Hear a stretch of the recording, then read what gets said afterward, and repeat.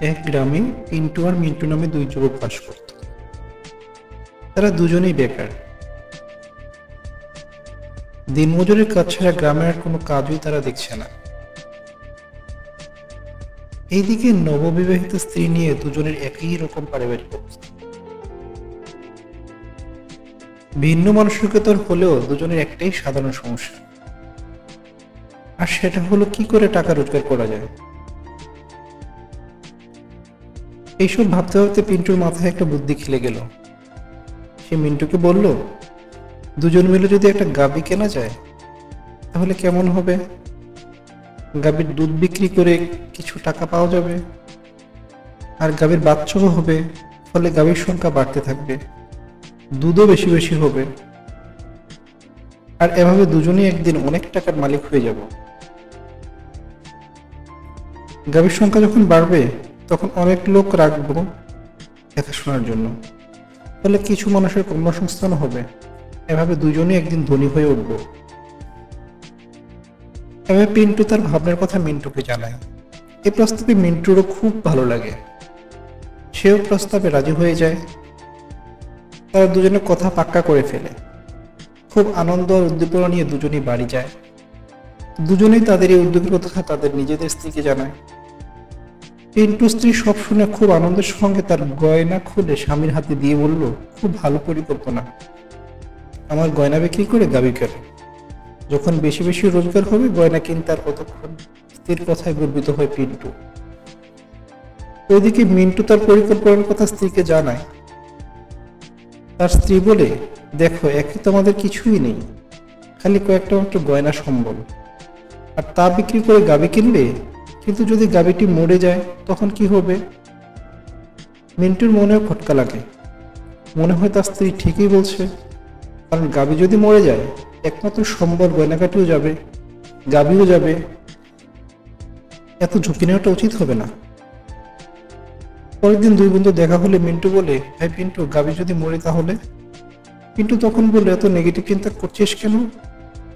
কেনার আগেই গাভীর মরার কথা ভাবছিস, আর গাভী কোন কারণে বা মরতে যাবে? মিন্টু একই সুরে হতাশ জবাব দেয়, তা তো বুঝলাম যে গাভী মরবে না, কিন্তু ধর যদি মরে তাহলে কি হবে? পিন্টু অত্যন্ত স্নেহ ভরে জবাব দেয়, তোর তাহলে জবাব আমার কাছে নেই। মিন্টু বলে, এই তাহলে জবাব আমার কাছে আছে, আমরা বরবাদ হয়ে যাব, সব হারিয়ে নিঃস্ব হয়ে যাব। অত্যন্ত বেদনাহত হয়ে পিন্টু বলল, কিন্তু তুই কেন বারবার ভাবছিস যে গাভীটি মরে যাবে? একটু অন্যভাবে ভেবে দেখ।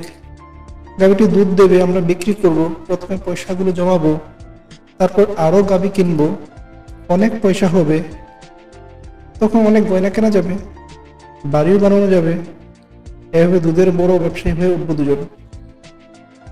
কিন্তু মিন্টুর ওই এক বলি এক জিকে, ব্যবসা, টাকা, বাড়ি গাড়ি, গয়না সব হবে তখনই যখন গাভীটি বেঁচে থাকবে। এরপর অনেক বোঝানোর পরে মিন্টু তোতা পাখির মতো বলতে থাকে গাভী মরার কথা। পিন্টু আর বোঝাতে পারে না, শুধু বলে, দেখ মিন্টু, এরকম ভাবে তুই কোনোদিনও কোনো কাজ করতে পারবি না। এই ধরনের ভাবনা ঠিক নয়, কারণ তুই আগে অন্ধকার দিকটাই দেখছিস।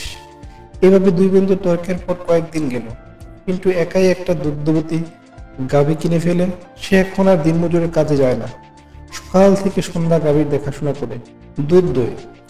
প্রথম কিছুদিন দুধের গ্রাহক খুঁজতে, গাভী পরিচর্যা করতে কষ্ট হয়েছিল। ধীরে ধীরে পিন্টু এই কাজগুলোতে দক্ষ হয়ে উঠতে লাগলো।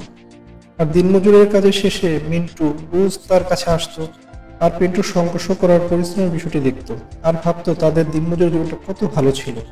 রোজ সকালে কাজে যেত আর বিকালে ফিরে সন্ধ্যায় কাজকর্মহীন আড্ডা দিতে পারত। এখন পিন্টুর জীবনে আড্ডা দেবার অবসর নেই। তার উপরে এত ঝুঁকি নিয়ে কেন যে গাভী কিনলো? যদি মরেই যায় সবই যাবে তার। আর ওইদিকে কালো গাভীর মধ্যে জীবনের আলো দেখতে পায় পিন্টু। সে দ্বিগুণ সে কাজ করতে লাগলো। এটা ঠিক যে তার কাছে এখন অবসর নেই, কিন্তু সুন্দর ভবিষ্যতের কল্পনায় সময় নষ্ট করতে সে রাজি নয়। এইভাবে দিন যায়। আস্তে আস্তে তার গ্রাহক বাড়তে থাকে, গাভী বাড়তে থাকে, কাজের লোকও বাড়তে থাকে। গাভীও তো আর মরে নেই। অন্যদিকে মিন্টু গাভী মরার কথা ভাবে আর একইভাবে দিনমজুরের কাজ করে যায়। এদিকে পিন্টু ধীরে ধীরে ধনী হতে থাকে ক্রমশ। বন্ধুরা, এই গল্পের ভেতরের বিষয়টি যদি আমরা বুঝতে পারি তাহলে আমাদের জীবনের পদক্ষেপ নেওয়ার শিক্ষাটি অর্জন করতে পারবো। এসো, খুব কম কথাই আমরা দেখিনি আমরা আসলে কি শিখলাম এই গল্প থেকে। কিন্তু, যদি, তবে ইত্যাদির জালে আটকে পড়তে নেই। নেতিবাচক ভাবনা কখনই মাথায় আনতে নেই। No risk no gain. ঝুঁকি নিতে পারলে জীবনে সফলতা আসবে।